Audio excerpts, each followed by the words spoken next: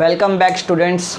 तो आज का हमारा टॉपिक है standard 8 lesson number 1 rational number की एक्सरसाइज नंबर 1.1।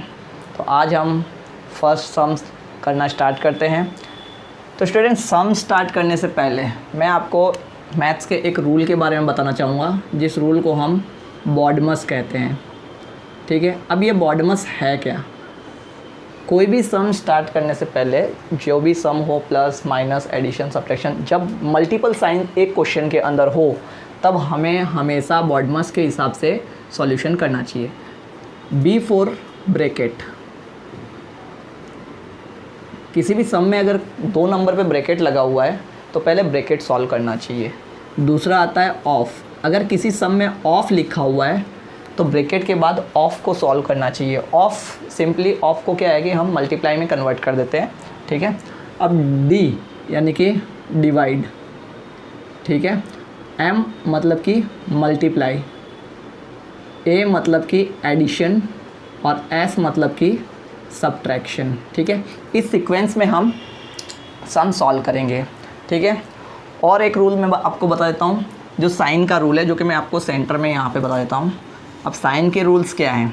साइन के रूल्स ये हैं, अगर 2 साइन माइनस और माइनस के साइन आपस में मल्टीप्लाई होंगे तो वो साइन क्या बन जाएंगे? वो साइन प्लस हो जाएंगे। 2 साइन प्लस और प्लस के हैं तो वो मिलकर क्या बनेंगे? वो भी प्लस ही बनेंगे, माइनस नहीं बनेंगे, ध्यान रहे। 2 साइन जो अलग अलग है, अलग अलग मतलब एक साइन प्लस का, एक साइन माइनस का, तो ऐसी सिचुएशन में साइन जो है वो नेगेटिव रहेगा। इन साइन का अलग अलग नंबर पे अलग अलग प्रभाव पड़ता है। ठीक है, यानी कि प्लस करने पर अलग प्रभाव पड़ता है और मल्टीप्लाई करने पर अलग प्रभाव पड़ता है, यानी इफ़ेक्ट अलग अलग पड़ता है। ठीक है, तो वो हम देखते हैं किस प्रकार से इसका इफ़ेक्ट पड़ता है। तो आइए देखते हैं, हमारा पहला क्वेश्चन इस प्रकार से है। तो जैसे कि आप देख सकते हो यहाँ पे मल्टीप्लाई, सब्ट्रैक्शन और एडिशन तीनों चीज़ आई हुई है। तो हमारे बॉडमस के हिसाब से ना तो ब्रैकेट है यहाँ पे, ना ऑफ है, ना डिवाइड है। तो पहला जो टर्म है वो है मल्टीप्लिकेशन। तो हम मल्टीप्लाई से स्टार्ट करेंगे। तो यहाँ पर घबराने की ज़रूरत नहीं है कि इतना लंबा सम है, सिंपली जो मल्टीप्लाई है उनके नीचे अंडरलाइन कर लो जो मल्टीप्लाई है। ओके, तो मल्टीप्लिकेशन को हमें क्या करना है? सिंपल मल्टीप्लाई कर लेना है। 2 3 = 6 एंड 3 5 = 15। ओके, ये टर्म जो है बीच का ये एज इट इज़ आ जाएगा +5/2, और जो पीछे का टर्म है 3 × 1 3 एंड 5 6 = 30। तो इस स्टेप के बाद अब हम क्या करेंगे? देखो यहाँ पर डिनोमिनेटर अलग अलग है। तो स्टूडेंट्स, इस सम को आगे करने के लिए आपको एलसीएम आना बहुत ज़रूरी है। तो मैं आपको ये कहना चाहता हूँ कि अगर आप में से किसी को एलसीएम नहीं आता है तो आप आई बटन पे क्लिक करके हमारा एलसीएम वाला वीडियो देख सकते हैं कि हम किस तरह से एलसीएम का यूज़ कर जो फ्रैक्शन नंबर है उनको एडिशन में हेल्प मिलती है हमें। तो ठीक है, यहाँ पर जो एलसीएम होगा वो होगा 30। ठीक है, अब जब एलसीएम निकालेंगे तो आपको एलसीएम जो है 30 मिलेगा। तो एलसीएम 30 मिलेगा, मतलब हमें क्या करना है? डिनोमिनेटर को सेम करना है। तो डिनोमिनेटर को सेम करने के लिए हम क्या करेंगे? जो 2 है उसको किससे मल्टीप्लाई करेंगे? वो 30 बन जाए। तो भाई 2 को हम 15 से मल्टीप्लाई करेंगे तो वो 30 बन जाएगा। और यहाँ पर 15 को किससे मल्टीप्लाई करें कि ये 30 बन जाए? तो भाई 15 को हम 2 से मल्टीप्लाई करेंगे तो ये 30 बन जाएगा। और यहाँ पर जो 30 है वो ऑलरेडी 30 है। ठीक है, तो इसको किसी के साथ मल्टीप्लाई करने की ज़रूरत नहीं है। काफ़ी बच्चे जो है उसको 1 से मल्टीप्लाई करते हैं, लेकिन 1 का कोई मतलब होता नहीं है, क्योंकि 1 से किसी भी नंबर को मल्टीप्लाई करेंगे आंसर वही आएगा। ठीक है, तो जब हमने नीचे डिनोमिनेटर में जिस नंबर से मल्टीप्लाई किया है, ऊपर न्यूमरेटर में भी हम उसी नंबर से मल्टीप्लाई करेंगे।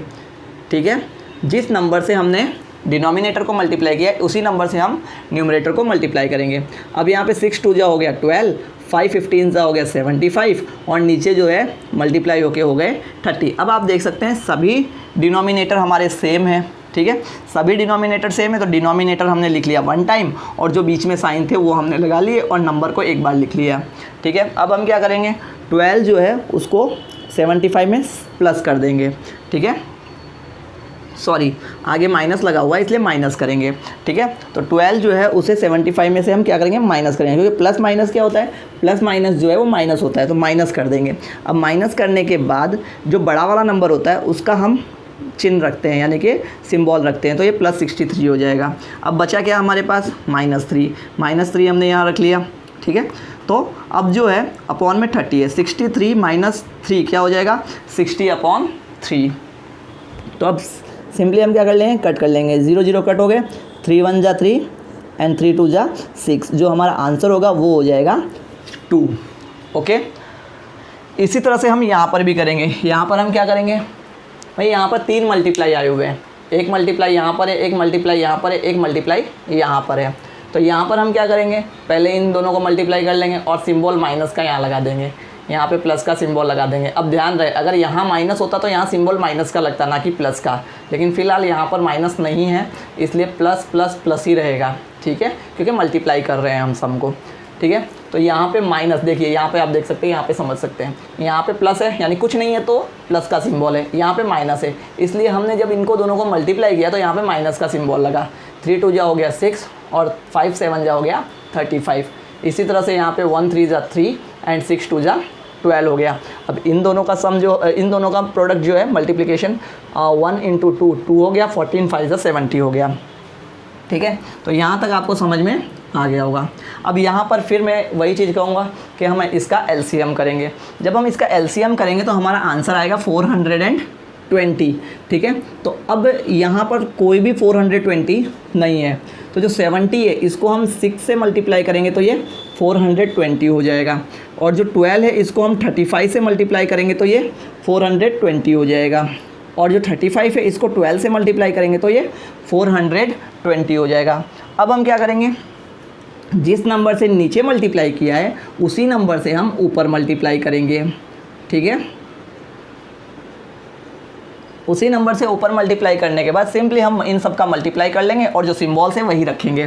तो 6 12 जा 72 हो गया, ओके, और 35 × 12 जो है 420 हो गया, ठीक है। नीचे हमने 420 तो सभी को बनाया ही है, ठीक है। ऊपर के नंबर्स को हमें मल्टीप्लाई कर लेना है। 35 × 3 105 हो जाएगा, और 2 6 जा 12 हो गया, क्लियर। अब यहाँ पर हम क्या करेंगे, ये दोनों नंबर माइनस में है, तो माइनस माइनस क्या होता है, माइनस माइनस होता है प्लस, तो इन दोनों को हम क्या कर लेंगे, प्लस कर लेंगे। यहाँ पर देखिए ये प्लस कर लिया, ठीक है। यहाँ पर हमने क्या किया, यहाँ पर 420 जो है सब में नीचे डिनोमिनेटर में सेम हो गया, इसलिए 420 1 टाइम लिखा, और ऊपर के नंबर जो है हमने लिख लिए, ठीक है। अब दोनों जो है माइनस में है, इसलिए हमने क्या किया, माइनस माइनस प्लस होता है, दोनों का सम कर लिया। सम करने के बाद जो बड़ा वाला नंबर है वो माइनस में है, ठीक है, इसलिए हमने यहाँ पे माइनस का सिंबल लगा दिया। यहाँ पे +12, तो +12 एज इट इज़ आ गया। पहले इन दोनों को सॉल्व किया, उसके बाद +12 एज इट इज़ आ गया। अब यहाँ पे क्या है, एक सिंबल माइनस का है, एक सिंबल प्लस का है, तो प्लस माइनस क्या होता है, माइनस होता है। तो भाई 177 में 12 को माइनस कर दो, उसके बाद जो बचा वो हमारा आंसर होगा। अब यहाँ पर आप देख सकते हो कि दोनों के दोनों जो टर्म है वो 5 के टेबल में कट रहे हैं, तो आइए 5 के टेबल में इसको काट लेते हैं। तो 5 3 जा 15 एंड 5 3 जा 15, ओके, तो 33 टाइम कट जाएगा ये। 5 8 जा 40 एंड 5 4 जा 20, ठीक है। तो इस तरह से ये और कटेगा। अब देख लेते हैं कि ये कौन से टेबल में और कटेगा। अब यहाँ पर हम देखें तो ये जो है 3 के टेबल में फिर से कट जाएगा, ठीक है। तो 3 के टेबल में काटें तो 3 के टेबल में ये 11 टाइम में, और 3 के टेबल में 3 2 जा 6 एंड 3 8 जा 24, ठीक है। तो इसका जो फाइनल आंसर होगा वो होगा -11/28, ओके। इसका आंसर होगा -11/28, ओके। आई होप आप लोगों को ये दोनों क्वेश्चन समझ में आ गए होंगे। चलिए करते हैं आगे के क्वेश्चंस। तो आइए क्वेश्चन नंबर 2 और 3 देख लेते हैं। तो क्वेश्चन नंबर 2 में बोला है कि एडिटिव इन्वर्स हमें देना है। तो एडिटिव इन्वर्स किस तरह से लिखेंगे, देखिए जैसे कि मैंने आपको लास्ट वीडियो में बताया था कि एडिटिव इन्वर्स क्या होता है, तो आप एक बार और हमारा इंट्रोडक्शन वीडियो देख सकते हैं, और बाकी मैं यहाँ पे भी आपको बता दे रहा हूँ। भाई एडिटिव इन्वर्स यानी ऐसे दो नंबर जिनका सम करने पर 0 आए, ठीक है। तो अब इसके अंदर क्या प्लस करें कि ये 0 हो जाए। भाई इसमें हम -2/8 को प्लस करेंगे तो ये 0 हो जाएगा, क्योंकि प्लस माइनस माइनस हो जाएगा, ओके।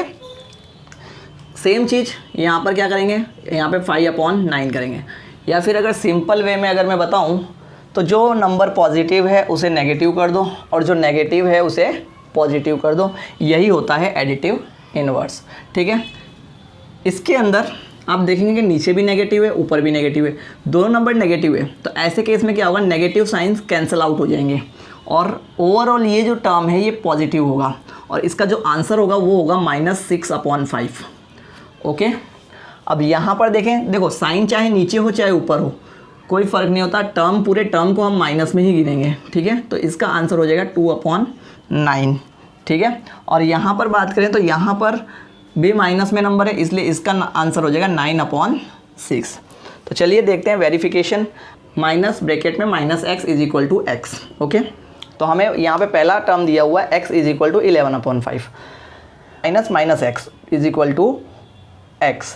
अब इसके अंदर हम वेरीफाई किस प्रकार से करेंगे भाई, पहले LHS ले लेंगे फिर RHS ले लेंगे और दोनों को इक्वल बता के वेरीफाई कर देंगे। ठीक है, तो यहाँ पे LHS में है -x। ओके, तो x की जगह पे हम क्या लिख लेंगे, 11/15 ले लेंगे और ये जो माइनस माइनस है दोनों प्लस हो जाएंगे, क्योंकि माइनस माइनस क्या होता है, प्लस होता है, इसलिए हमारा आंसर हो जाएगा 11/15। और RHS जो है, RHS क्या है, x है, RHS x है, इट मीन्स क्या हो जाएगा हमारा जो इसका RHS का जो आंसर है सिंपली 11/15 हो जाएगा। आप देख सकते हैं LHS में भी 11/15, RHS में भी 11/15, इसलिए LHS = RHS जो कि हमारा आंसर है -x = x होता है। ठीक है, सेम प्रोसीजर इसमें भी करेंगे, -13/17 है। ठीक है, LHS ले लेंगे, -x हो गया। अब यहाँ पर टर्म जो है वो माइनस में है, तो हमें ये ध्यान रखना है जो x है, x की जगह हमें -13/17 रखना है, जो -x के साथ है वो तो रहने ही वाला है। ठीक है, जो x टर्म है उसकी जगह हमें -13/17 रखना है। तो ये अंदर जो x के साथ पहले जो हमें क्वेश्चन में माइनस था वो माइनस, और जो हमारे पास यहाँ पे सॉल्यूशन में जो माइनस था इसका माइनस, दोनों मिलकर पॉजिटिव हो जाएंगे। ठीक है, और बाहर जो माइनस बचा वो इसको नेगेटिव कर देगा। ठीक है, तो हमारा फाइनल आंसर आएगा -13/17, जबकि RHS में तो सिर्फ x है, इसलिए x टर्म को एज इट इज़ लिख लेंगे। ठीक है, तो यहाँ पर देखोगे LHS और RHS हमारा इक्वल आ गया, इसलिए LHS = RHS, इसलिए हम कह सकते हैं -x = x। ठीक है, तो आइए देखते हैं क्वेश्चन नंबर 4 और 5। तो क्वेश्चन नंबर 4 में क्या कहा है, क्वेश्चन नंबर 4 में कहा गया है कि मल्टीप्लिकेटिव इन्वर्स क्या होते हैं। तो मल्टीप्लिकेटिव इन्वर्स ऐसे नंबर होते हैं जिनको हम इसके साथ मल्टीप्लाई करें तो आंसर 1 आए। तो आइए देखते हैं, जैसे ये नंबर माइनस में है तो माइनस से इसमें कोई फ़र्क नहीं है। अब देखो इसको हम क्या लिख सकते हैं, -13/1 लिख सकते हैं। ठीक है, तो इसका मल्टीप्लिकेटिव इन्वर्स क्या हो जाएगा, इसका मल्टीप्लिकेटिव इन्वर्स हो जाएगा 1/13, यानी रिवर्स कर देना है। क्या कर देना है, रिवर्स कर देना, और माइनस का माइनस रहेगा। ठीक है, -1/13 हो जाएगा। सेम इसकी बात करें तो माइनस में है तो ये हो जाएगा -19/13। ठीक है, इसकी बात करें तो ये 5/1 यानी कि 5। ठीक है भाई, इनको कैसे सॉल्व करेंगे, अगर इसकी बात करें तो हमें सबसे पहले तो इनको मल्टीप्लाई करना होगा। 5 3 ज़ा 15 एंड 8 5 ज़ा 56। ठीक है, अब देखिए यहाँ पे माइनस माइनस हो जाएगा प्लस। ठीक है, तो अब इसका हम रेसिप्रोकल कर देंगे, यानी कि मल्टीप्लिकेटिव इन्वर्स कर देंगे। ठीक है, तो इसका आंसर हो जाएगा 56/15। ओके, सेम चीज़ इसमें -1 मल्टीप्लाई बाय -2/5, तो आंसर हो जाएगा +2/5। तो इसका आंसर हमारा हो जाएगा मल्टीप्लिकेटिव इन्वर्स का 5/2। ठीक है, अब अगला क्वेश्चन है -1। भाई -1 में मैं क्या मल्टीप्लाई करूँ कि +1 हो जाए, तो -1। ठीक है, -1 का आंसर -1 होगा। कैसे, नीचे अगर मैं 1 लिखता हूँ और इनको रिवर्स करता हूँ तो आंसर मेरा 1 ही रहने वाला है। ठीक है, इसलिए इसका आंसर क्या आएगा, -1 आएगा। तो आइए अब हम देख लेते हैं क्वेश्चन नंबर 5, जिसमें प्रॉपर्टीज़ बतानी है। तो जिस तरह से हमने इंट्रोडक्टरी पार्ट के अंदर हमने डिस्कस किया था कि कौन सी प्रॉपर्टीज़ होती है। ठीक है, तो उनमें से ही हमें प्रॉपर्टीज़ यहाँ पे बतानी है। कुछ सम्स दिए गए हैं तो प्रॉपर्टीज़ बतानी है। तो आप देखेंगे यहाँ पर मल्टीप्लाई बाय 1 किया है, मल्टीप्लाई बाय 1 किया है, मल्टीप्लाई हम किसी भी नंबर को 1 से मल्टीप्लाई करते हैं तो आंसर 1 आता है, और ऐसी प्रॉपर्टी को हम कहते हैं मल्टीप्लिकेटिव आइडेंटिटी। ठीक है, तो हम क्या लिखेंगे, 1 इज़ मल्टीप्लिकेटिव आइडेंटिटी। तो पहले का आंसर होगा 1 इज़ मल्टीप्लिकेटिव आइडेंटिटी। अगर दूसरे की बात करें तो आप देखोगे 2 टर्म है और इनको सिर्फ जो सीक्वेंस है वो चेंज कर दिया गया है, ठीक है। 13/17 माइनस में मल्टीप्लाई बाई 2/7 माइनस में, ठीक है। तो 2/7 पहले लिख दिया गया है और इसको घुमा दिया गया, ठीक है ना। तो नॉर्मल सी बात है, जब ऐसी प्रॉपर्टी होती है तो उसको हम कहते हैं commutativity property for multiplication, okay. तो इसमें हम लिखेंगे कम्यूटेटिविटी प्रॉपर्टी फॉर मल्टीप्लिकेशन। अब बात करें इसकी, तो आप देख रहे हो ये दोनों टर्म जो है रेसिप्रोकल है, ठीक है। इसका रेसिप्रोकल ये है, मल्टीप्लाई करने पे आंसर क्या आ रहा है, 1 आ रहा है। तो ये कौन सी प्रॉपर्टी होगी भाई, यही प्रॉपर्टी होगी मल्टीप्लिकेटिव इन्वर्स, क्योंकि अभी हमने देखा कि मल्टीप्लिकेटिव इन्वर्स क्या होता है, जस्ट रेसिप्रोकल होता है, मतलब टर्म को डिनोमिनेटर को न्यूमरेटर और न्यूमरेटर को डिनोमिनेटर बनाना होता है। तो आई होप स्टूडेंट्स आपको इतने सम्स समझ में आए होंगे जितने आज हमने किए हैं। तो बाकी के जो सम्स हैं हम इस वीडियो के नेक्स्ट पार्ट में कवर करेंगे। तब तक के लिए थैंक यू। और अगर आपके पास हमारे लिए कोई राय हो तो आप ज़रूर कमेंट करिए।